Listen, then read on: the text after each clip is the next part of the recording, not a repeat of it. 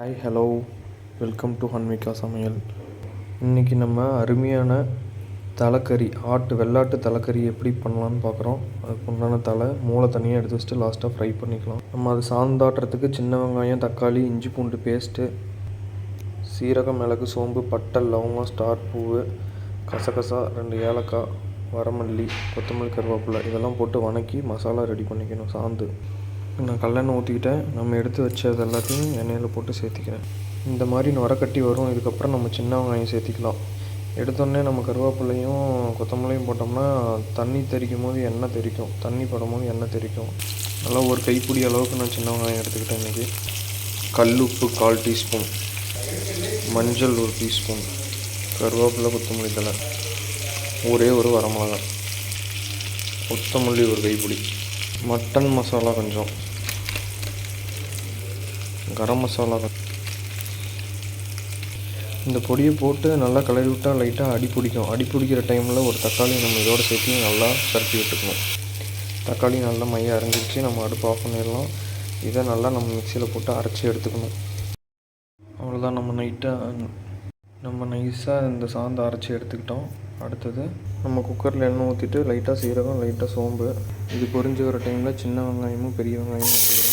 கூடவே ஒரு கருவேப்பிலை, 1 டீஸ்பூன், மஞ்சள் தூள், அரைச்சி வச்சு இஞ்சி பூண்டு பேஸ்ட்டு வதங்கினதுக்கப்புறம் தக்காளி போட்டு நல்லா பரட்டி விட்டுக்கணும். இஞ்சி பூண்டு பேஸ்ட்டு வதங்கினதுக்கப்புறம் நம்ம எடுத்து வச்சுருந்த தலைக்கறி சேர்த்துக்கலாம். இது கூட கொஞ்சம் கழுத்துக்கறி சேர்த்து போட்டால் நல்லா டேஸ்ட்டு வரும். ஸோ கழுத்துக்கறியும் இது கூட சேர்த்து போட்டிருக்கோம். நம்ம இதை தூள் 1 ஸ்பூனு போட்டு நல்லா பரட்டி விட்டுக்கலாம். நல்லா இது கூட கொஞ்சம் ஆயில் விட்டு நல்லா பரட்டி எடுத்துக்கலாம்.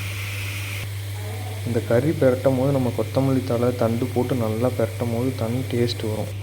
இப்போ இதில் நம்ம கறி மசாலாவை போட்டு நல்லா ஒரு பரட்டி எடுத்துக்கணும். அடுத்து மட்டன் மசாலா, அரைச்சி வச்ச நாட்டு கொத்தமல்லி டீஸ்பூன் 1 போட்டுக்கலாம். எண்ணெய் அப்படியே மேலாப்பில் விட்டு ஒரு பரட்டி எடுக்கணும். வறுத்து அரைச்சி வச்ச பட்டை பொடி 1 பிஞ்ச். இந்த மசாலாலாம் நம்ம போட்டு எண்ணெயில் பரட்டும் போது சும்மா அந்த மசாலாலாம் அதுக்குள்ளார இறங்கி வேறு லெவலில் இருக்குங்க டேஸ்ட்டு. நல்லா இளங்குட்டி கறியாக இருந்தால் இங்கே தெரியுது பாருங்கள், அப்படியே ஜெல்லு மாதிரி மூளை பிதுங்கி வெளியில் வரும். இதெல்லாம் குழம்புல கொதிக்கும் போது நல்லா இருக்குங்க டேஸ்ட்டு. பெப்பர் கொஞ்சம். ரெடி பண்ண சாந்தை இப்போ இதில் சேர்த்திக்கலாம். சாந்து கழுவுனதுலேயே நான் 1 சொம்பு தண்ணி எடுத்துக்கிட்டேங்க. 1 சொம்பு தண்ணி ஊற்றுனதுக்கப்புறம் உங்களுக்கு டேஸ்ட் கம்மியாக இருக்க மாதிரி தெரியுது, இல்லை தண்ணியாக இருக்க மாதிரி இருந்துச்சுன்னா கறி மசாலா, கரம் மசாலா, அப்புறம் மட்டன் மசாலா, கொஞ்சம் பெப்பர் தூள் போட்டுக்கலாம். நான் இப்போ அப்படி தான் போட்டிருக்கேன். கருவேப்பிலை, கொத்தமல்லி தலையெல்லாம் போட்டு ஒரு 5 விசில் விட்டோம் அப்படின்னா தலைக்குழம்பு ரெடி. இந்த மாதிரி கொதிக்கிற டைமில் நம்ம மூடி வச்சிட்டோம்னா விசில் டக்குன்னு வந்துடும்.